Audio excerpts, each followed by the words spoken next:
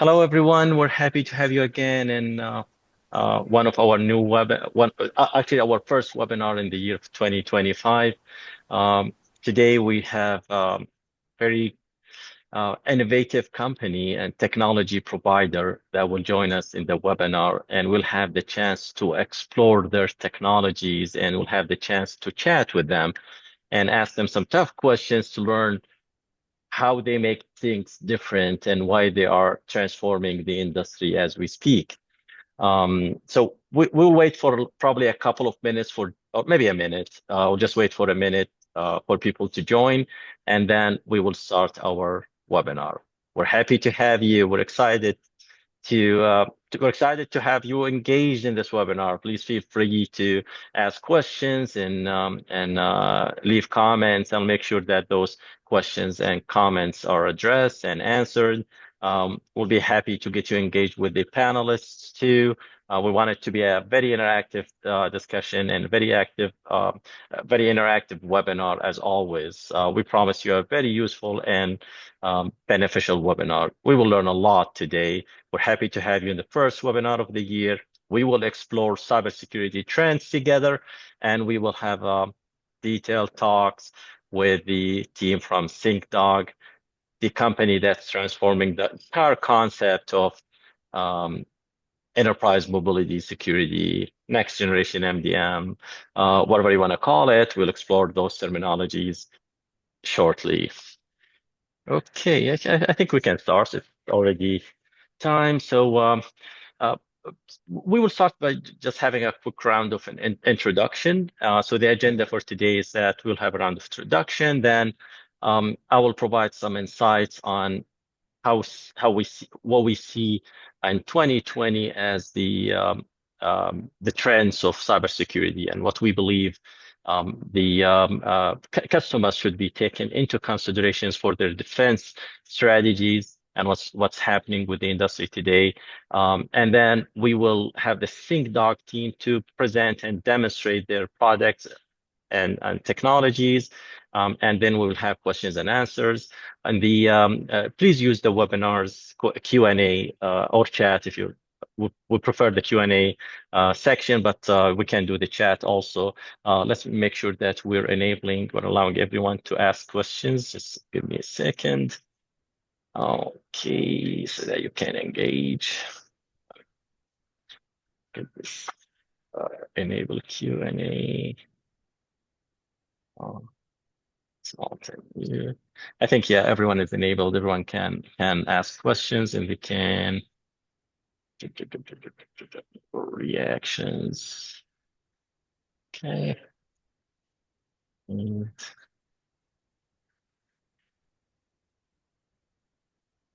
yeah, I think we're good. Great. Okay, so 2020, 2025, when it comes to cybersecurity trends, or I would say as an extension to what happened in 2024, we've seen some, in my opinion, some key moments that are going to define the coming few years of how we address cybersecurity. Definitely, the introduction of AI, AI attacks, AI phishing is probably the top thing that we have today with artificial intelligence. You can send really, really, really good email messages and and WhatsApp messages that could trick users into clicking on links. They look really good. They look really authentic. They look really from one that and this could lead to massive increase in phishing attacks. That's definitely a major thing. But in my opinion, it's not only that. In my opinion, what's happening is that ransomware malware is getting harder and harder every day to detect and respond to. And it's not because technology vendors today cannot provide the right technologies with the major enhancement that we have with EDRs, the detection capabilities of behavior and behavioral analysis has reached like levels that we've never seen before with the introduction of machine learning, AI, and everything else. It's just the job is too hard to manage, and it's too hard for the defense teams, for the blue teams to deal with. I'm going to share my screen and I'll share a few links that I have I prepared for today's discussion, just to give you insights of how hard it is today to deal with attacks and ransomware in general. And then we will explore recommendations of what should be taken into consideration when you plan your or you put a strategy of how you want to deal with your exposure to attacks and the best way to move forward when it comes with your planning. So let me share my screen and just go through some of the links. So if you just simply, let me move the Zoom link. Sorry. Okay. Uh, Today, if you go to Google and search for how many new malware we get everything, just do that search. Malware we get per day. Like if we go to this search, look at this scary number. Oh yeah, it's even less than last year. But anyways, the estimation is around that we're having. That's from A/B tests, and I think some other estimates, yeah, like this one from malware statistics. We estimate around 500,000 plus. That could be like, I don't know, 560,000 new pieces of malware that are being released every single day today. This is a massive number. Every single day. Multiply this by 30 days, multiply by 12 months, and get that humongous number, that scary number. If 1% only from these new pieces of malware that are being released every single day, that are being delivered to you either by a phishing email or by a malicious website or man-in-the-middle attacks or by any means, they're delivered to you by any means.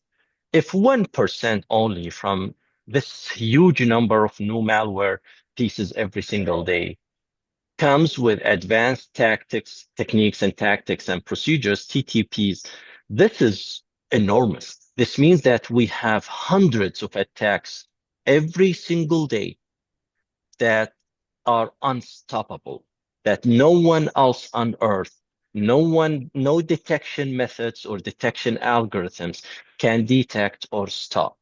It's way beyond the challenges that we had few years ago when we were talking about 0-day attacks or 0-hour attacks, whatever you want to call them. These are unstoppable. That 1% or 0.5% of these 500,000 new pieces of malware that are pushed to the internet every single day, they are not stoppable. If you are unlucky, if you're the unlucky customer or partner that what you got that malware just passing by your digital infrastructure, it's a 100% guaranteed success. It's a 100% damage that will happen to your network. So detection today is definitely not the best strategy. As I guess Forbes said once, they said it even in 2021. They said if your defense strategy today is detection first strategy, which means that you have to detect a malware or you have to detect a bad behavior before you block it, then that's a failing strategy. And I agree with that because no matter what you do, there's no way that you can do 100% detection.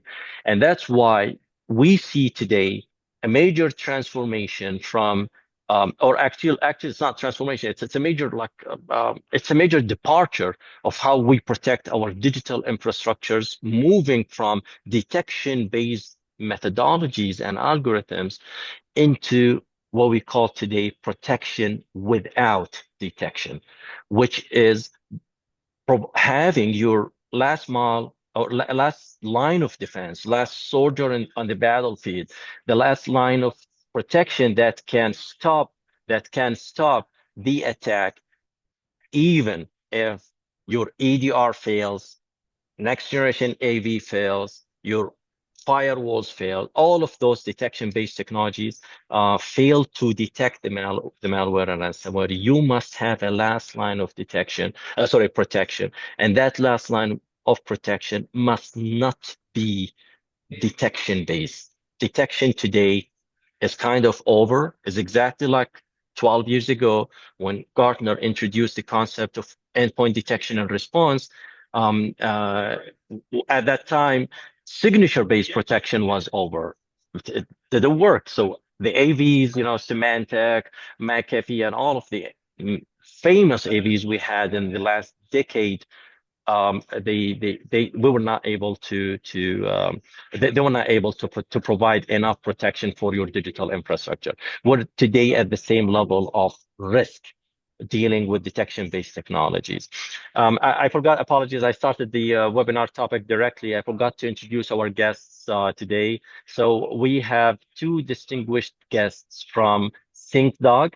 SyncDog is a technology vendor that does make a unique technology and a disrupting technology that's transforming the concept of enterprise mobility security. Apologies, I forgot to introduce you guys. So we got Jonas and Ted joining us, and Brian from the team. We will talk to them shortly. And I have my colleagues also from Distilogix, Diana, Soman, and Shobaki from the marketing team and the business development team. Apologies for that, guys.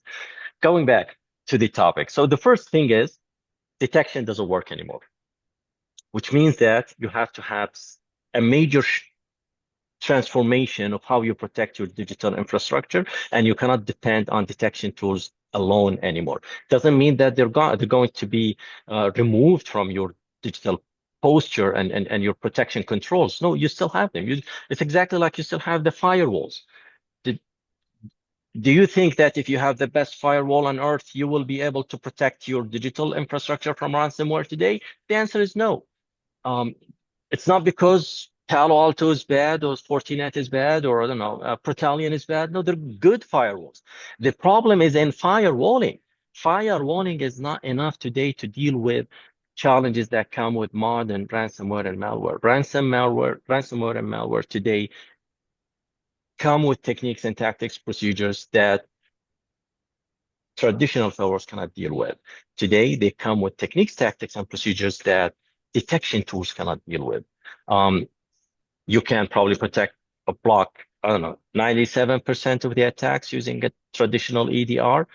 The remaining 3% or 2% of the attacks that the traditional detection-based tool cannot stop are causing today a successful ransomware attack every 11 seconds. So every 11 seconds today, we have a successful ransomware attack.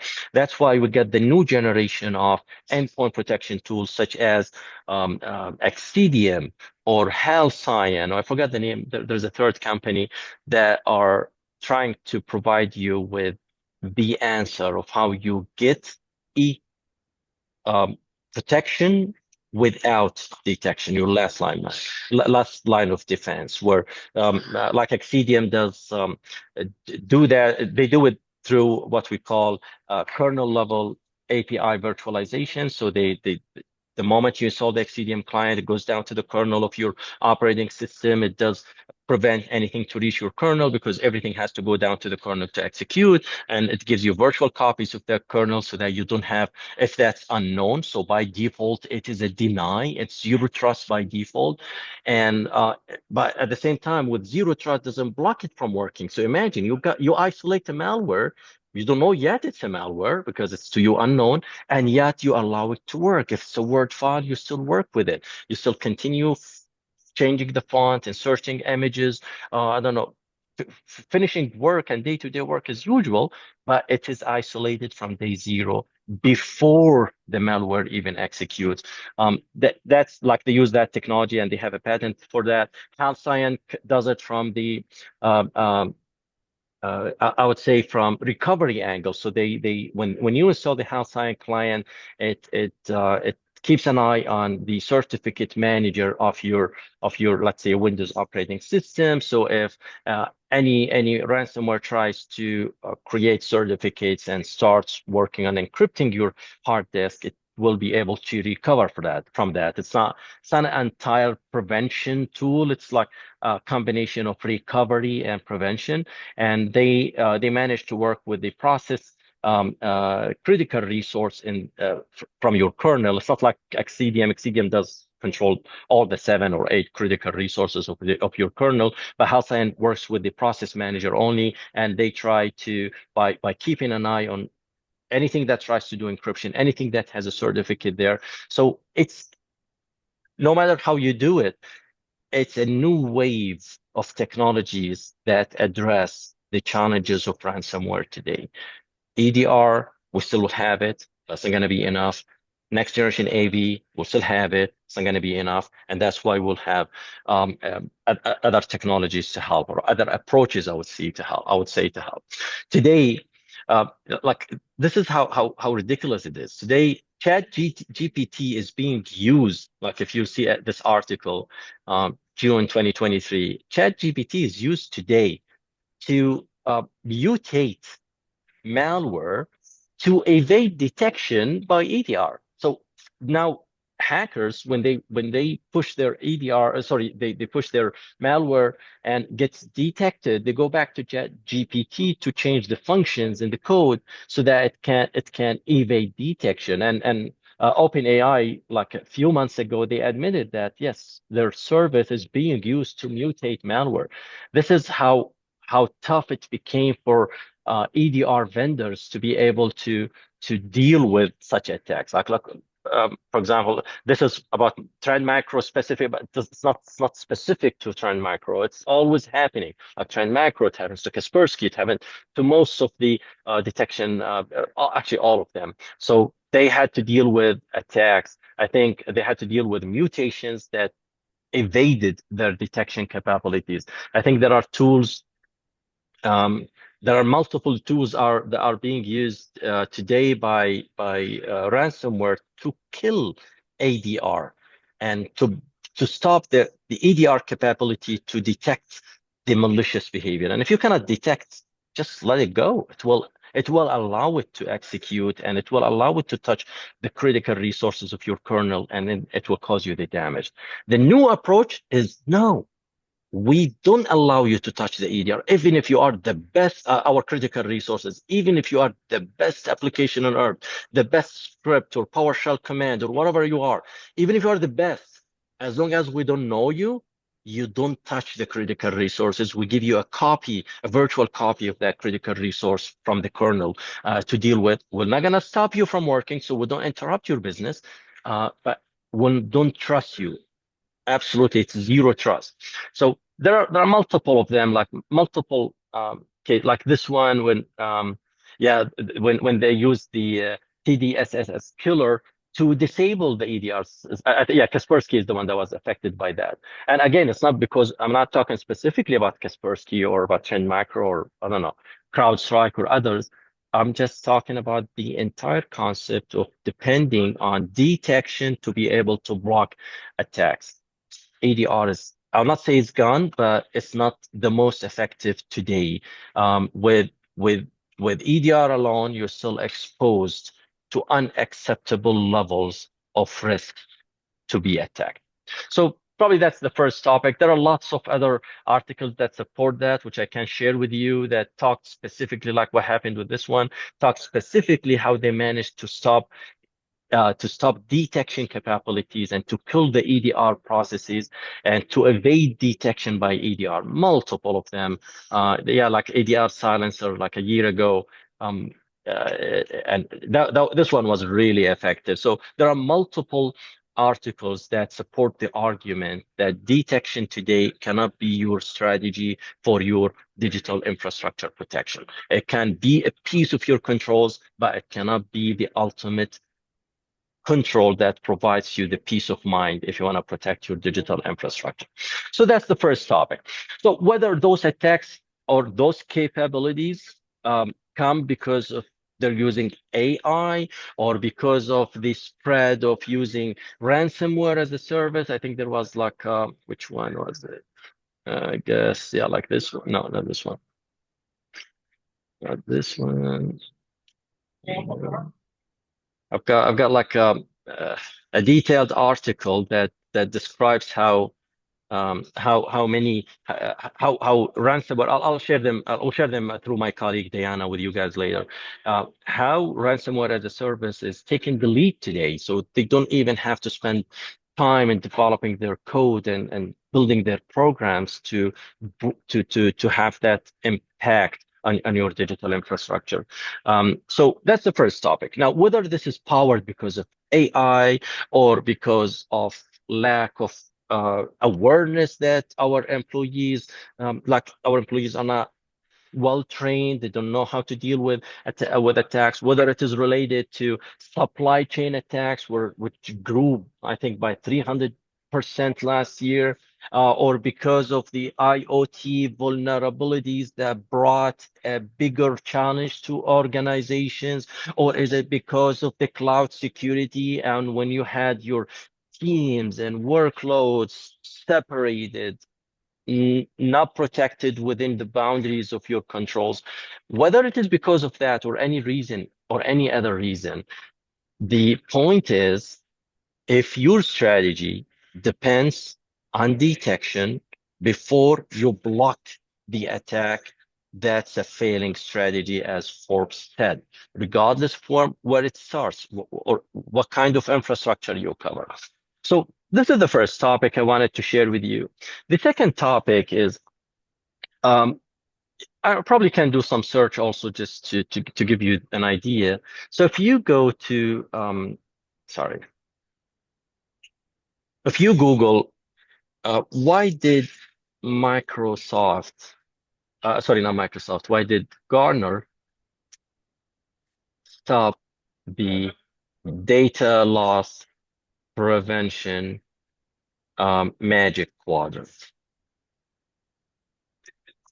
You'll find lots of articles and very interesting articles. So Gartner in 2000, January 2017, they released their last magic quadrant related to data loss prevention. And the reason why I'm bringing this topic is because today, insider threat is considered in 2025 as one of the top challenges, cybersecurity challenges that organizations will face in 2025. And insider threat has major impacts. One of them is definitely related to data loss prevention. So Gartner stopped, I think that if you search, if you Google or go to the images, you'll find the last magic quadrant like in 2017, I guess. Yeah, this one. So after that, they started having the market guides and comparisons, and they said, Gartner said, data loss prevention today, at that time, 2017, um, first of all, it cannot continue doing what vendors cannot continue doing what they're doing because data loss prevention is not a management solution anymore. It is a cybersecurity solution. And they said it's not mature enough to serve customers' demands.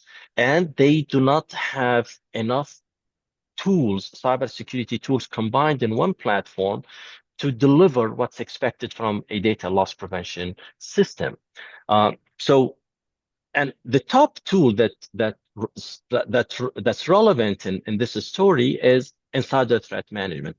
And the reason why is because the documents do not leak by themselves. They leak because someone from within the organization decided to leak these documents. If you hire me today and you give me a corporate laptop and you give me access to PDF files, Excel sheets, or Word files, whatever those documents are, and some of these documents are secret, are classified documents, then these documents will not leak unless I have the intention to leak them. So insider threat management today is a major piece of how you control data loss prevention. That's one thing. The second thing is, and Gartner mentioned that, is the exit channels today are way more complex, like 7 years ago. 2017 is like almost 7 years ago. So and exit channels or leakage channels are the channels you use to leak documents So I don't know, you copy it to USB memory stick, you send it to your personal email, you as an attachment, I don't know, drop it on Dropbox or on Google Drive or others. But today, if I'm looking, if the document in front of me is a secret document, who can stop me today from taking my mobile phone and taking a photo of that document and then sending it to one of my colleagues using WhatsApp or any messaging platforms? That's an advanced exit channel that traditional data loss prevention tools cannot cover. Who can stop me from, I don't know, reading the document on a phone call? I call my colleagues and I read it to them. That's also an exit channel that traditional systems cannot work with. They tried, like I guess Forcepoint, they tried to work with um, digital watermark companies such as Data Patrol and Seclor, digital watermark companies that remember in the old days when you used to have a piece of paper and you have something in the background behind the text that's called a watermark to prove that you own that document. They have the same concept today in the digital with the digital document. So you can mark that document as your document. So it belongs to you. It proves that you own it. So they try to work with digital watermark companies such as I told, Seclor or Data Patrol, and they try to um, uh, if that document is marked that it belongs to you, then I come and try to post it on Facebook that they hope that Facebook will block me because this is a marked document, and that failed big time. Didn't work. They were hoping that WhatsApp will stop me from sending it because it's a marked document. That didn't work. Um, we needed innovation of how we handle such problems. And yes, today we do have those innovations. And that's why we have today what we call next generation data loss prevention tools, next generation.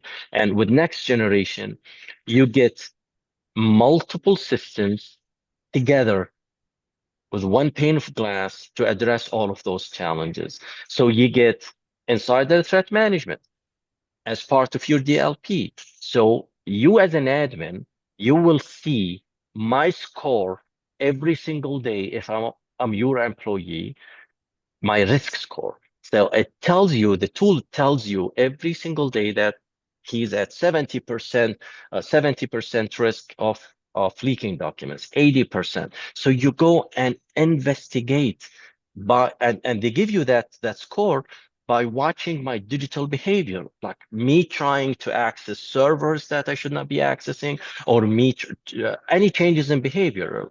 And they give you a score based on that, so that the admins can investigate and probably proactively stop me from leaking such documents.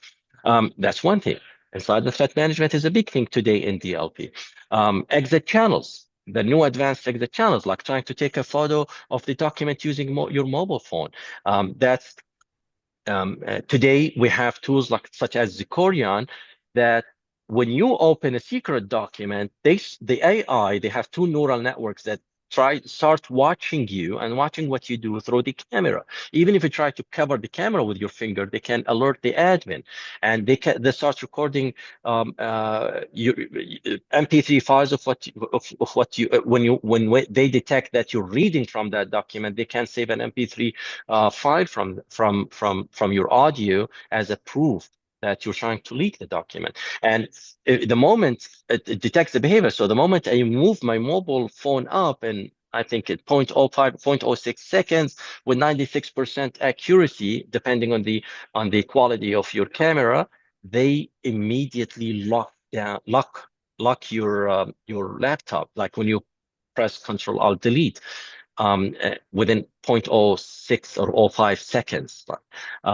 which is a big thing.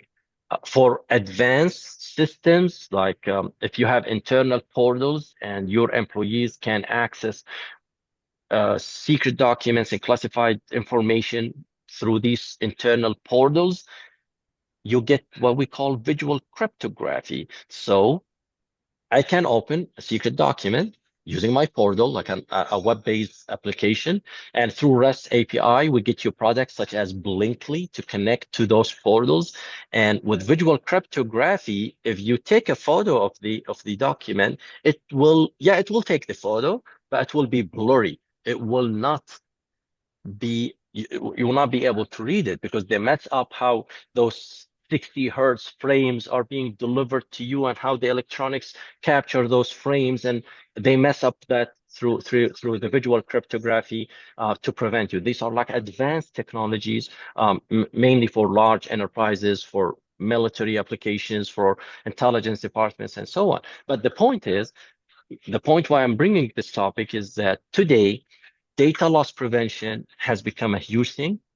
I've seen one of the top five, one of the, I think it's the fifth largest aluminum factory in the world that has deployed every kind of data loss prevention system you can think of, like for email and for documents and everything. And they got the best of the best.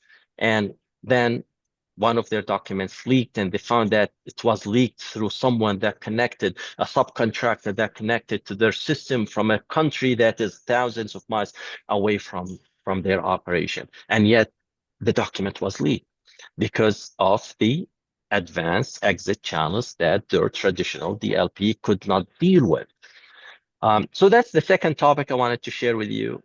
The third topic of what I believe is defining how 2025 should be looked at from the cybersecurity point of view and trends point of view is the introduction, probably for the first time, of truly successful AI-based risk management tools, AI-based pen testing tools, and AI-based consultation tools.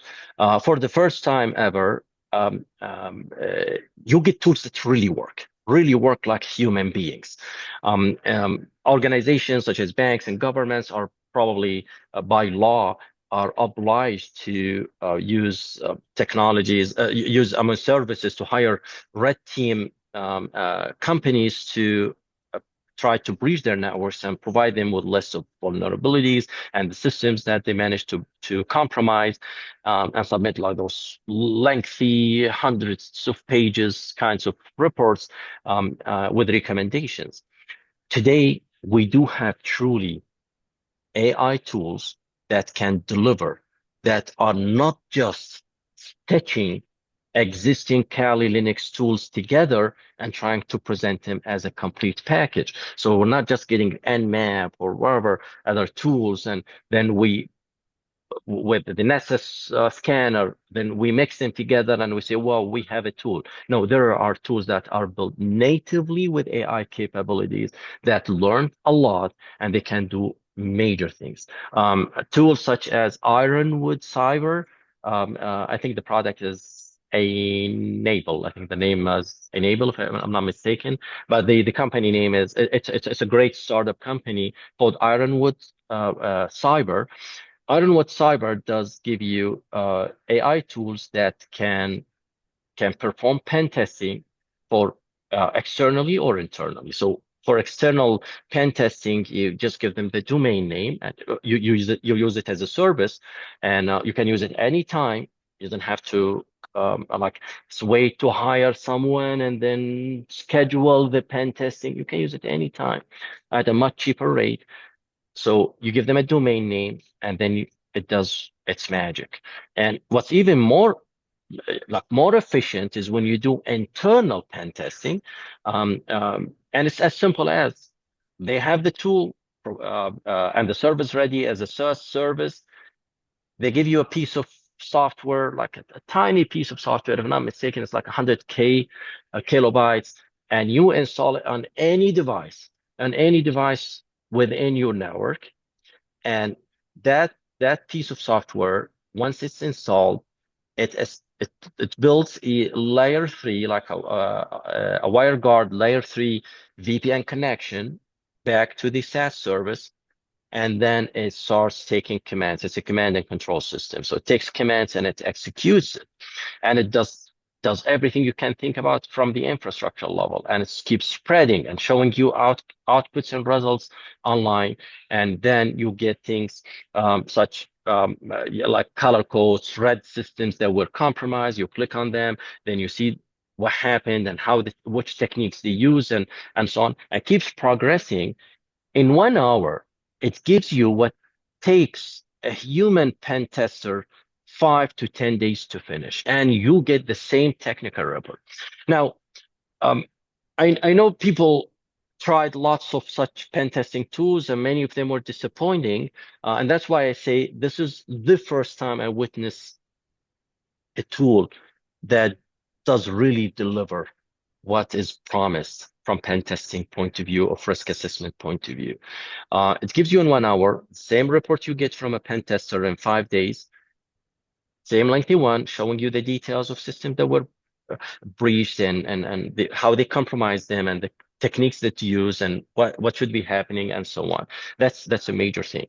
And you may say, okay, if I'm an expert pen tester, and I've been developing my own tools, and don't just use the Kali Linux and tools available. I modified them. I did my things. Yeah, there might be some value you add on top of it, but that takes like 95% of the job. It takes 95%. It's available anytime at a much cheaper rate.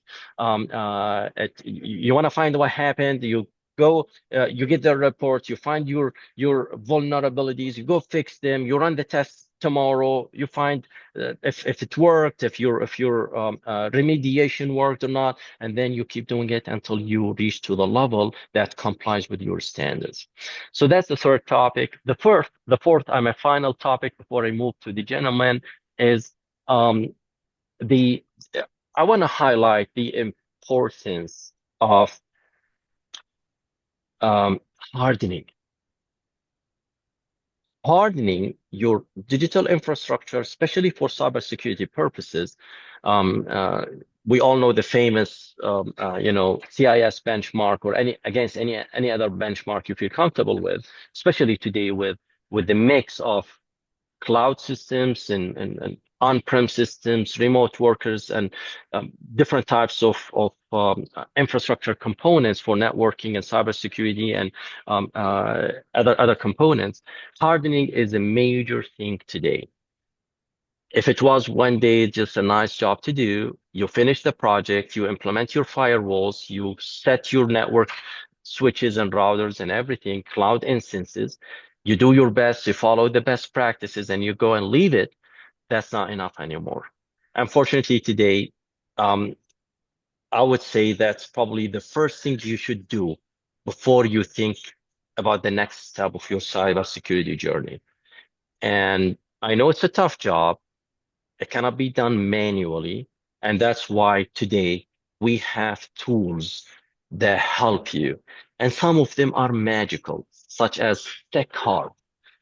They do provide you with, you run the tool, the different ways to run the tools to explore your network and find what you need to harden, let's say against the CIS benchmark. You leave the tool for a couple of days, then it gets back to you listing the configuration problems that you have in your digital infrastructure. And like they compare it to the CIS controls that they need to comply with. And the beautiful thing with some configuration, it gives you the script of what you need to do to fix that problem and to comply with that CIS control at different levels. Not only the infrastructure, even if you have vulnerabilities or something that have to be fixed with your Google Chrome, like a certain update that you have to make sure that certain, I don't know, Google Chrome vulnerability is taken care of, or they give you the script.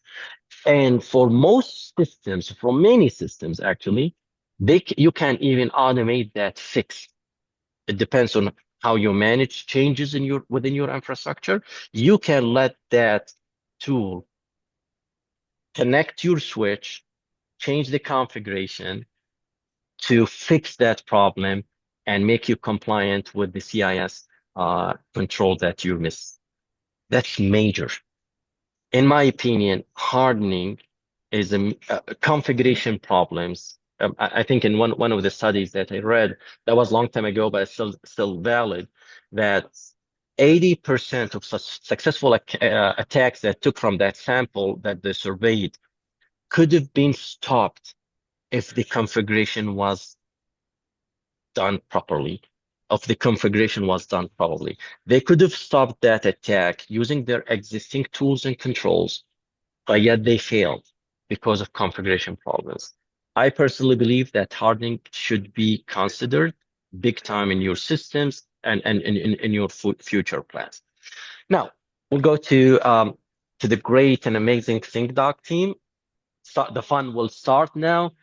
Um, SyncDog does a major transformation of how you manage your mobile workspace, your mobile employees.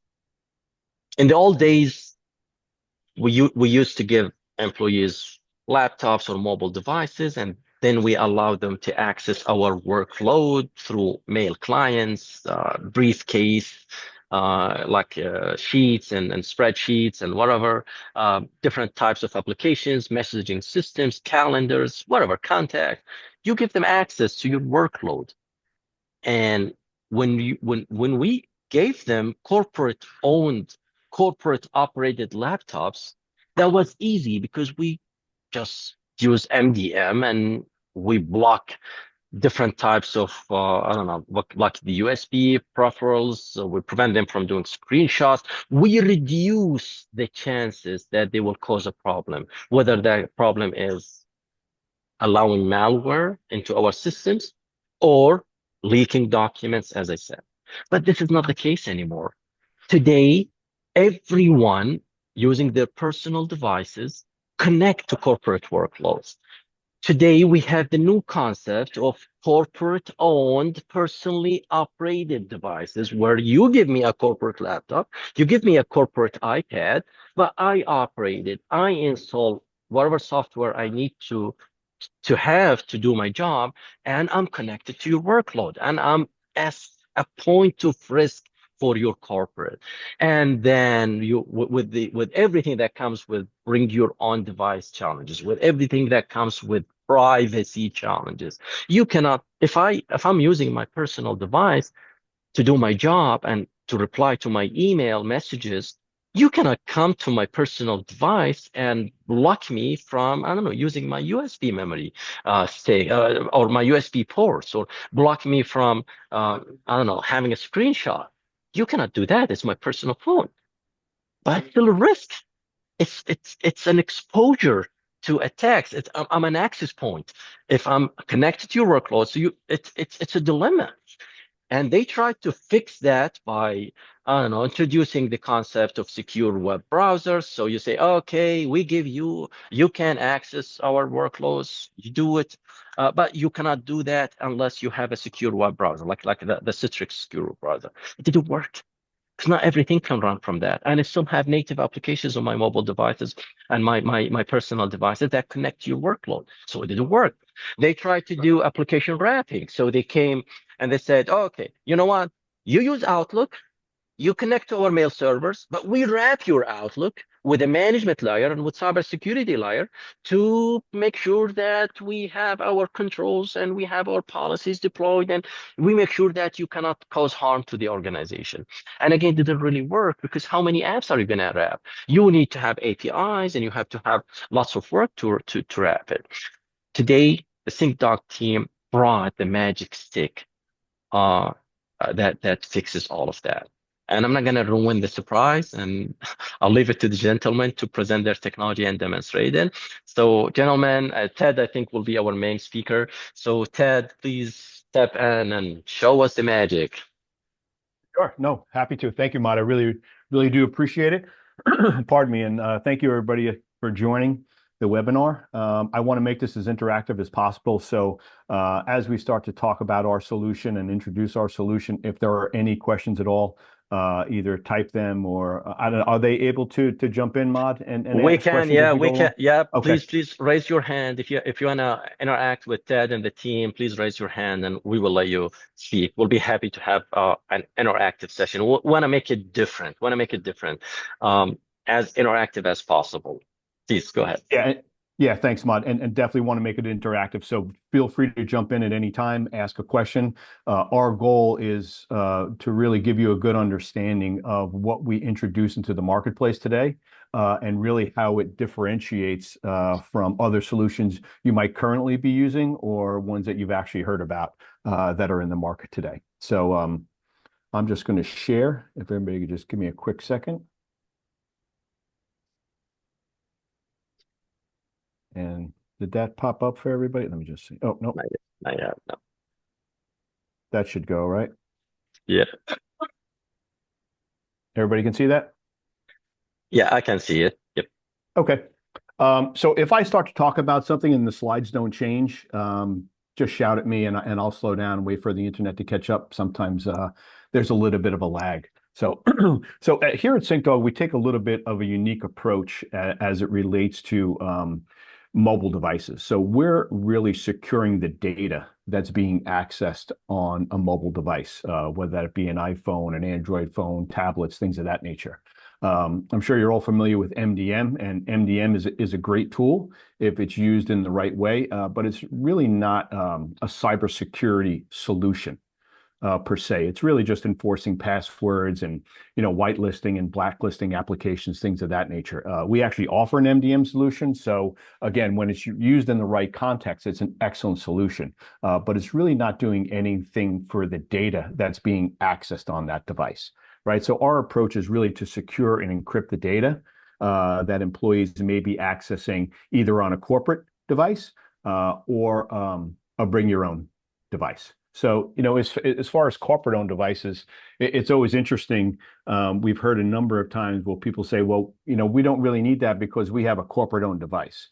The malware doesn't really take a look at a device and say, oh, let's not hack this device or attack this device because it's corporate-owned. Right? You still have vulnerabilities from different apps that are downloaded and surfing the web and things of that nature. So there's definitely vulnerabilities even in a corporate-owned device because you still want to secure and encrypt that data that employee is accessing, right? You want to secure those files and those applications and the emails and things of that nature. So again, whether it's a corporate-owned device or in a BYOD environment, we're going to secure that data. What really makes us unique, especially in a BYOD environment, is not only the data security part, but really the end user privacy part. So with MDM, you actually have to download an MDM profile on a personal device. And with different regulations from governments around the world, that has become an issue.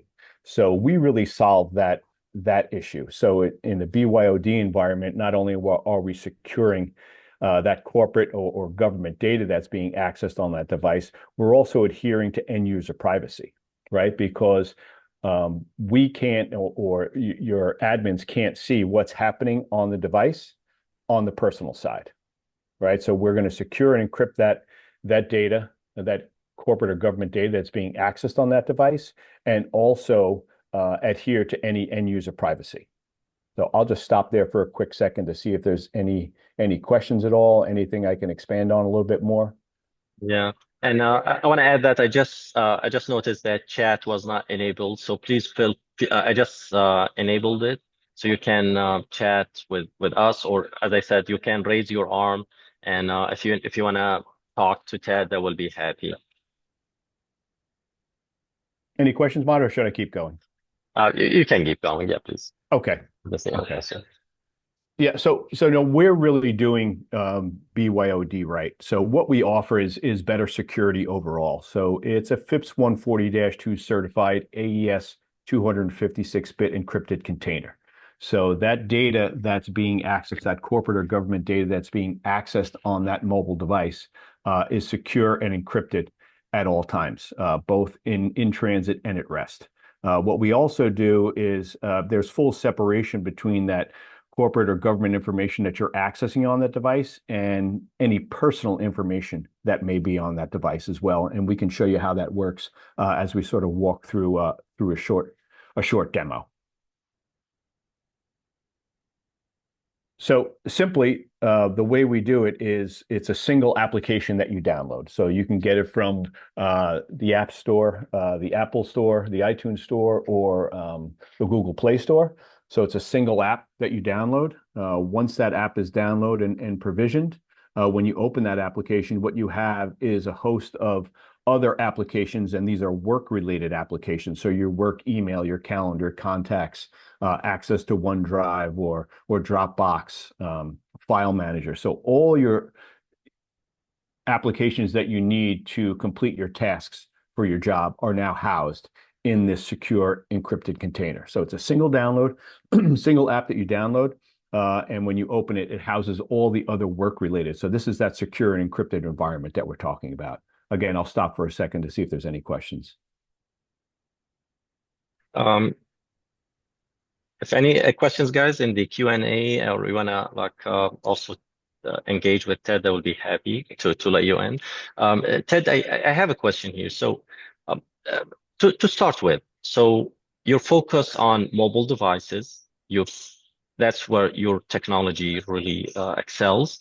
And this means that anything that's Android, iOS, whether it's a mobile device, mobile phone, or it is a iPad or tabs or anything that runs on Android and on iOS, right? Today. That's correct. Yes. Correct. And you have a roadmap for laptops like Windows and Mac. Is that in the roadmap too? That's 100% correct. Yes. Oh, okay. That's one thing. Second thing is do you have like an estimate of how this the amount of risk those mobile devices are causing today in a work environment to customers or to your mobile workspace? So do you have any studies that mentioned how these are being like compromised, or how those apps are being compromised, or challenges that come from personal side of the mobile phone? Sure. I mean, there's a number of them.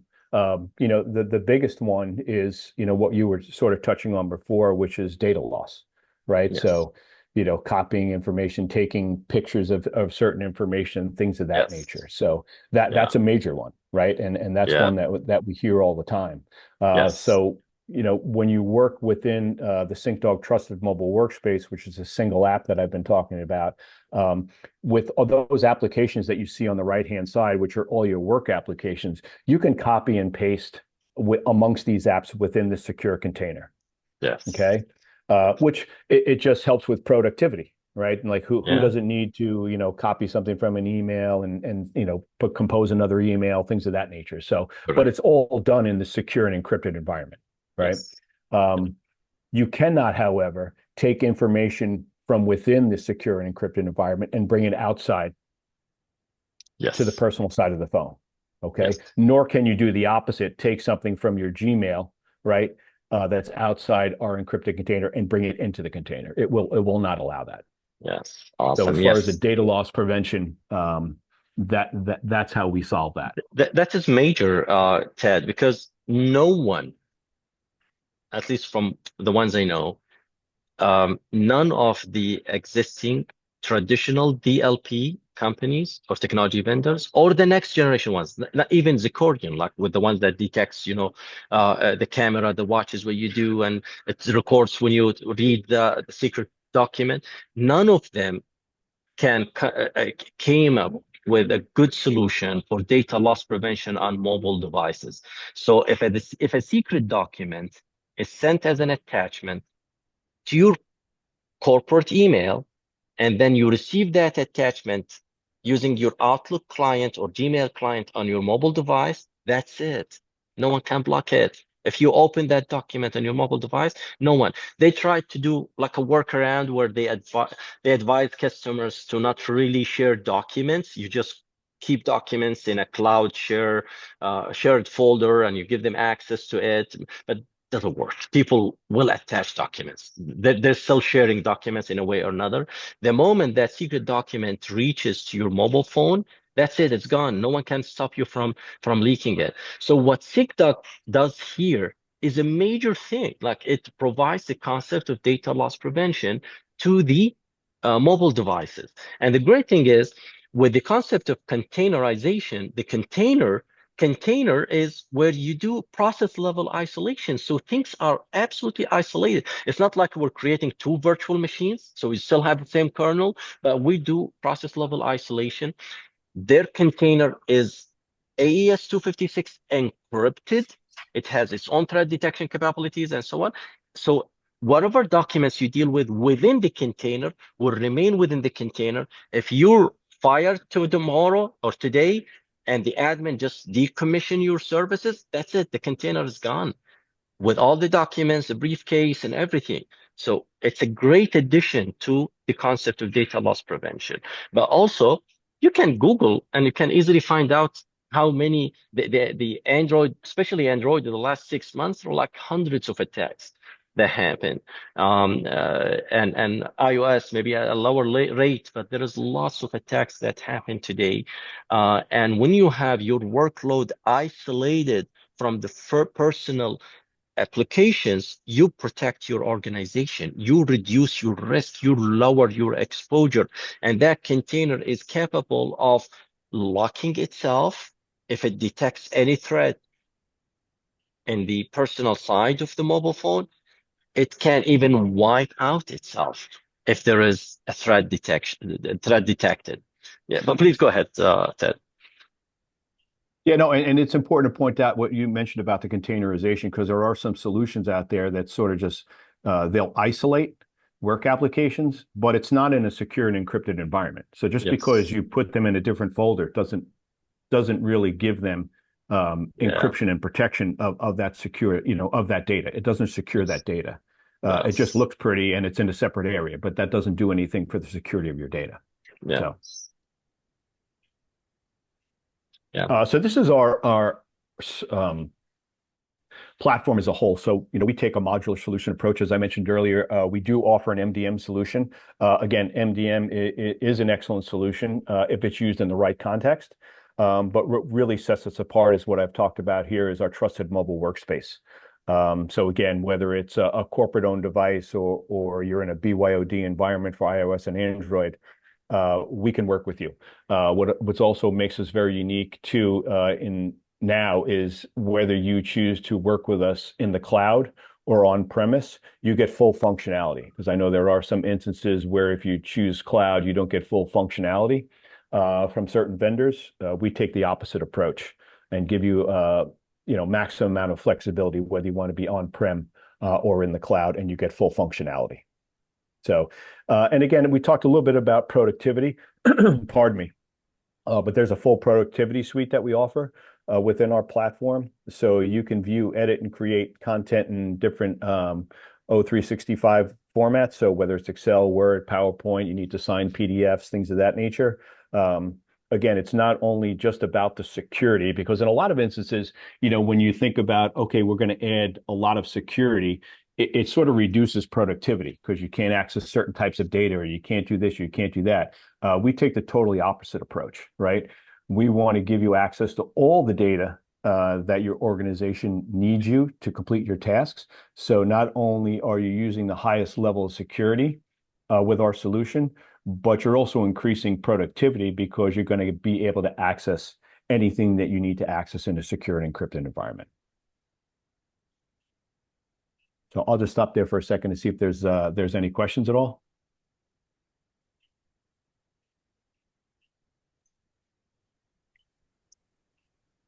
If there's any questions, guys, we can engage you. Anything you can type in chat now. I see many of the attendees that, because I think we shared the same joining link, I see all of them with the name of my colleague Diana. But you can change the name if you want. And anyways, if you raise your hand, we'll be happy to talk to you. Okay. No, Yeah, if no there's question. no Yeah, questions, I can sort of just let's jump in. I'll give you move a little, to the demo. pardon me, Yeah. a little overview of actually what it looks like on my device. So let me just share that. You give me a quick second.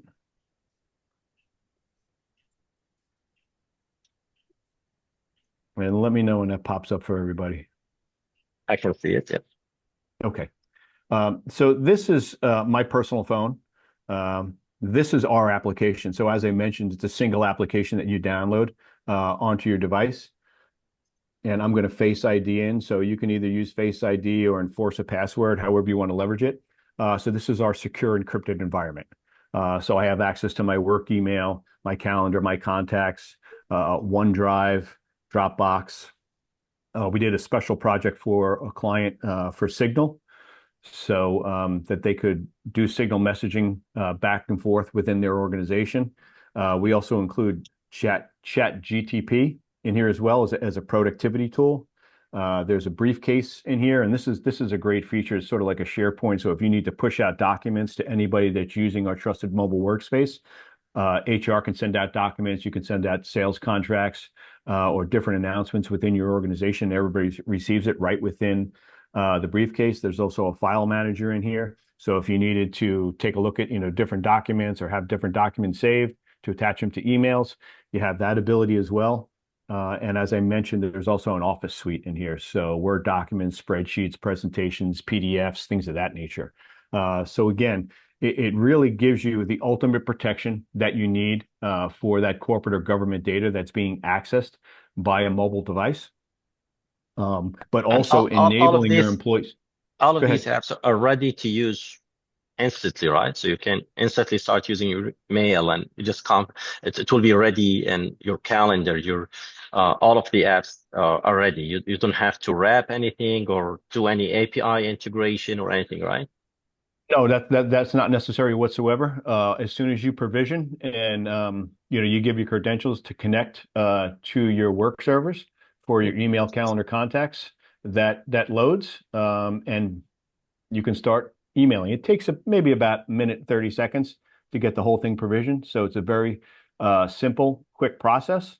And then you operate in a secure and encrypted environment for your emails or any type of work you're doing. So again, it really helps not only with the security of all the data that's being accessed within this encrypted container, but it's also enhancing productivity because in a lot of cases, what happens, you're out in the field or you say, hey, I'll get to that as soon as I get back to the office, right? Or as soon as I get home and I can get out my laptop. You don't need to do that anymore. So if you're sitting in an airport, you can just, log on and, open your application and start working and get things done. So it Or really just as enhances importantly, Ted, productivity in a really, really secure environment. and just as importantly, Ted, you could be sitting on the airplane and open your app and get work done. You don't need a VPN connection to make this work. It works offline and online, obviously. Um, and that's a really big differentiator is that lack of a VPN needed, because if any of you used a VPN with a mobile device, even that slightest blip in connectivity kicks you out of that VPN connection. You lose what you were working on. So we've solved that problem as well. So a very efficient solution here to, again, help with both security and productivity. And to confirm, Ted, so what I'm seeing here is your container. So this mail client is different from the personal mail client that's on my personal side of the mobile phone. That could be Gmail or Outlook or anything, right? That's correct. Yes. This is within our own container. So Okay. this is our own specialized um, mail client. It's not Outlook, but it's our own specialized one that sits within the container. So you access your work information specifically from within this container with this mail application. Oh, awesome. So for example, if I use the camera app and I take a photo from within the container, this photo will not show in my personal like gallery or photos or my file system. Yep, that's 100% correct. So that just goes to show you the full separation between the personal side and the work side. So if you do use the camera, it doesn't go into the native side and save the photos there. It has its own images within the container itself. So only when you have this open and you use this camera application here, it stores in its own images. It doesn't go to the native side of the device. Awesome. And you think like does this cover like 90%, 95% of the applications you need for your day-to-day job? Yeah, I mean, that's going to depend on your level in the organization, right? And that's where we're really flexible. So there may be some individuals within your organization where they only really need access to email, calendar, and contacts. You can provide that group of individuals with that type of access, right? And then as you sort of go up the food chain into middle management and directors and VPs and higher up, they may need access to more information. So maybe access to OneDrive or, maybe access to the Office suite. So you can really tailor it for individuals within the organization based on what type of access they need. Okay, awesome. Then I understand that you have like commercial bundles, like where you give people only like the basic apps and like mail and calendar. Then you give them more apps in a different bundle, right? Different Yeah, licenses. absolutely. And again, you can have different groups within your organization. So let's just say, for instance, the sales group only really needs access to email, calendar, contact. Let's just say for conversation's sake. And then you have an executive group that needs access to email, calendar, contact, but also, OneDrive and ChatGTP and the Office suite. So you have a separate group. So you can break it into bundles and give individuals the type of access they need based on their job structure.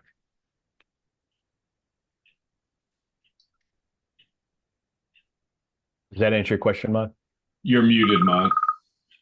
So yes, it does. It does answer my question. So it answers the question where is it licensed? Yes, it is licensed, and there you have three types of licenses. So it depends on the number of applications you want to give to your employees. So if they just need the basic stuff, mail and calendar, that's the standard one, and then you move Yep. on with depends on your level and the amount of applications you want to use. And this is That's licensed correct. per device, right? Per user. Per Okay, user, not per device, per user. per And it's user. also important. Yeah, and it's also important to point out if an organization has proprietary applications that they want to include within our container to give it, that FIP certification and, all the protections that we offer, that's available as well. Great. And there was a question about the if they need like third-party new applications to be contained, and Jonas answered this in the questions and answers. So the answer is yes, you can contain new applications using integration within the secure container, and typically takes 1 day of work for the developers to complete this process, but you will then have full security compliance and all of that kind of stuff. So yes, the answer is yes. If there is any specific app that's being used within your organization and you want to contain it, that is possible too. Yep. Awesome. Please proceed, Ted. Yeah, so I mean, I'll just stop there to see if anybody has any questions they want me to dive into any elements a little bit deeper. Happy to do that. Okay, good. I have two comments here, Ted. So the first thing that just for people to understand the power of this technology. One, so what we did here is a perfect isolation between personal use and work applications. And that isolation, encrypted with threat detection, ready with applications that you use for day-to-day work, can be provisioned instantly, can be decommissioned instantly. So if you have an organization that has kind of remote workers or workers that where retention is not high, like you keep rotating employees, that's a perfect scenario because you just provision the service to them. If you hire them today, if they leave tomorrow, you just stop it. That's it. Your entire mobile work applications, documents are gone from their devices. That's point number one. Point number two, there is a great innovation with this because with this container within your mobile device, we don't have to control your device. I don't have to block you from, having screenshot, or I don't have to block any of your peripherals or your ports. You can do whatever you want to do with your personal device or personal side of the mobile device. But the moment you open the container and you start using work applications, then the corporate policy applies. And this checks the compliance requirements. So if whatever policy they have, it complies. And this is a perfect scenario for bring your own device. It's a perfect scenario to comply with privacy laws in our region or in Europe or anywhere in the world. It's really the magic stick. It does provide you that perfect isolation without having the corporate to take control of your device. That's point number one. Uh, uh, point number two is the uh, this concept brings in a true enterprise security, mobility security. Is not a traditional MDM anymore. I don't even like to use the terminology MDM. I personally believe that MDM should have been gone 10 years ago. If it wasn't for Microsoft, it would have been gone 10 years ago. But it's not just a traditional MDM. I don't like to call it even next generation MDM. It's a true enterprise mobility security, which means that but just using these containers by itself enhances your security posture. It enhances your security capabilities. It isolates your workload from threats that could come from the personal side of the mobile device, which is a huge thing today, because those mobile devices could be access points to your workload, to your intellectual property, and your documents and all of that. So it's a true major transformation in how you'd really provide enterprise security, mobility security, right? Yeah, and it's also important to point out if you do have somebody who, leaves the organization, you can remotely wipe this container. Yes. So everything on the device stays intact except the information within this container. That's what gets wiped. Additionally, if somebody loses a phone, or a phone is stolen and somebody puts the phone in, a Faraday cage or a Faraday bag, whatever the case may be, and it can't connect to the server for you to wipe it, there's a time bomb policy. So in essence, what will happen is if this device does not connect within a specified period of time that's set by the admin, the data within this container automatically wipes, whether it connects to the server or it doesn't. It'll wipe it. Yeah. And go ahead, please. Omar, I have a question for Ted, if you don't mind. Sure. Please, go ahead. I understand that the container on, let's say, on my mobile for SyncDog is fully encrypted. Nobody can enter it and see what's inside it. Okay, we have a case. It's for law enforcement or something. Eventually, they normally make for testing. If they have, if somebody, I lose my phone and somebody put a USB cable and he take an image of all the phone and install it in another phone, will the container or the SyncDog still working, or it will stop if I change and I take an image and put it in another phone, and will it work? Like a binary image. Yeah. Yes, binary image, or make two copies. Let's say I make a copy of my phone to another phone, and both of them is still working. This is another thing. Are they will still working, or you didn't? Do you link the container to any of the hardware IDs like the MAC address or? So Yeah, I'm I'll going ask to answer Owen. that one. Yeah, so you Yeah. cannot take an image of the device and move it over to another device. Each image or each instance of the container is unique to that specific device. So there's a multi-part crypto key that's established and generated during provisioning that's unique to each device. So, which helps us in scenarios if you were trying to do brute force attack and, copy off the image and try to put it on a desktop or something like that as well, you will never be able to reassemble that crypto. So it's really part of the core security we're doing to prohibit you from doing those things. Right. That's great.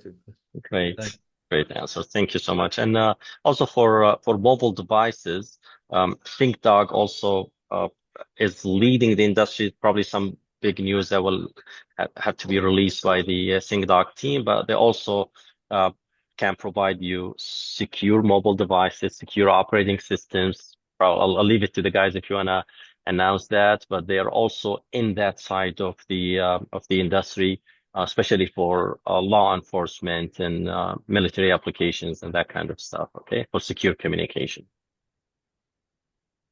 Okay, Brian and Jonas, did you want to touch on that at all? Yeah, if you You're want both to on- give like a brief. You're both on mute. I don't know if one of you is talking. Yeah, Brian. Yeah, Brian, go ahead. Yeah, I would say, yeah, mod's on the right track for sure. We're heading down that path aggressively. We're not there yet, so maybe a little bit premature to announce it, but it is definitely a core focus for us to really Right. kind of address all aspects of device usage and ensure that when employees are doing work on their devices, it's going to be secure. Awesome. Thank you so much. Great. So I think with this, we conclude the webinar today. If there is any questions, guys, we'll be happy to address them. And the webinar was recorded, and we will share the recording with everyone. It will be also on our YouTube channel. We're happy to have all of you also join us in the upcoming webinars. My colleagues will contact you for that. We promise you they will be as good as this one. If there is any question, or we can conclude the webinar. Yeah, thank you everybody for your time. Appreciate you attending. Thank you so much, Ted. Thank you, Jonas and Brian and everyone. Thanks, Mod. Thanks, Yeah, thanks everyone. And thanks to the Distilogix team for arranging this. Thanks to the audience. We're happy to always have you. Have a great day. Bye. You too. Thank you. Bye-bye. Bye.